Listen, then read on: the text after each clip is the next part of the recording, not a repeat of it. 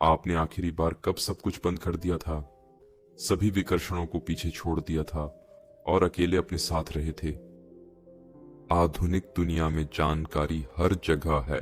आपके पास हजारों TikTok video उपलब्ध हैं, लाखों यूट्यूब वीडियो, अनगिनत इंस्टाग्राम पोस्ट, ऑनलाइन पढ़ने के लिए लाखों किताबें और सुनने के लिए अनगिनत पॉडकास्ट, देखने के लिए ढेर सारी मनोरंजक फिल्में और टीवी शो। इससे बचना लगभग असंभव है। हम इस निरंतर जानकारी के चक्र में फंस गए हैं। हम इसे लगभग हर समय उपभोग करते हैं। खाते समय कुछ देखना, पढ़ाई के दौरान कुछ सुनना, घर की सफाई करते समय और एक साथ पॉडकास्ट सुनना, यहाँ तक कि बाथरूम जाना, हमें वहां भी उत्तेजित करने के लिए अपना फोन ले जाना। हम सब किसी चीज को मिस करने से डरते हैं। ये सूचना प्रवाह कभी नहीं रुकता। हमारा दिमाग इतना भरा हुआ हो जाता है कि हम स्पष्ट रूप से सोच नहीं सकते हैं और ध्यान केंद्रित नहीं कर सकते हैं, जो आमतौर पर उबाऊ समझे जाते हैं, लेकिन जरूरी काम।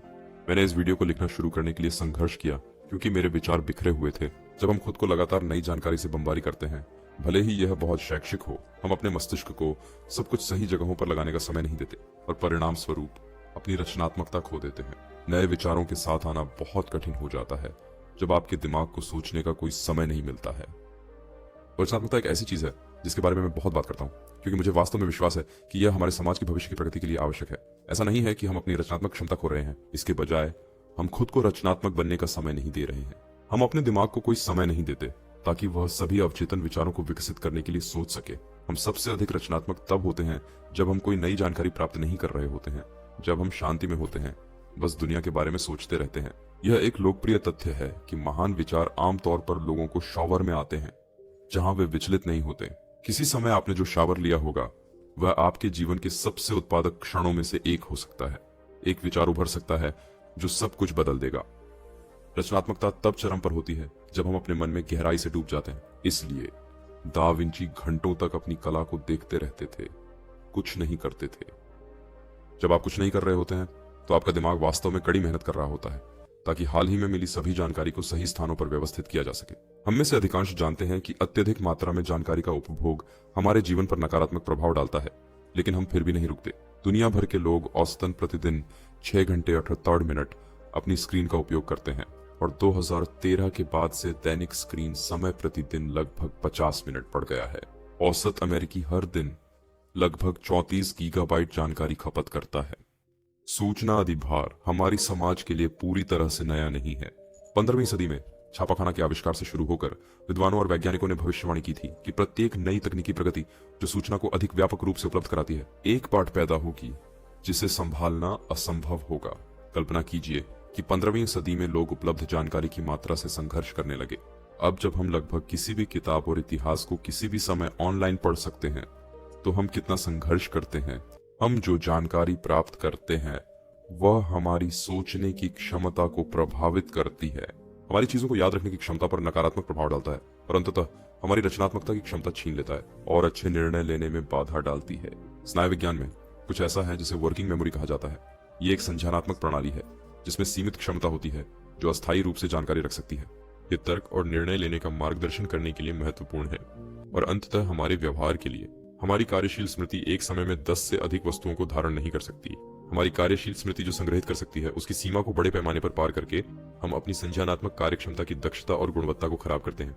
यदि आप अपने दिमाग को कामकाजी स्मृति में बहुत अधिक जानकारी स्टोर करने के लिए मजबूर करते हैं तो दिमाग अपनी प्रोसेसिंग क्षमता खो देता है, सर्किट्स को नॉन स्टॉप ओवरलोड करके और आगे। हमने पहले चर्चा की थी कि महत्वपूर्ण निष्क्रियता के समय, कुछ न करने के समय, कोई जानकारी प्राप्त न करने के समय खो देते हैं जो इष्टतम कार्य प्रदान करते हैं हमारे मस्तिष्क का। जब हम दिमाग को बहुत व्यस्त रखते हैं तो उसे आवश्यक आराम नहीं मिलता है। हम अपने मस्तिष्क के दोनों अल्पकालिक और दीर्घकालिक स्मृति में घाटे का भुगतान करते हैं क्योंकि दोनों के बीच की संचारता अधिक सक्रियता से बाधित होती है। निरंतर नई जानकारी के समुद्र में तैरते रहने का चयन करके आप अपनी शांति और रचनात्मकता का बलिदान करते हैं।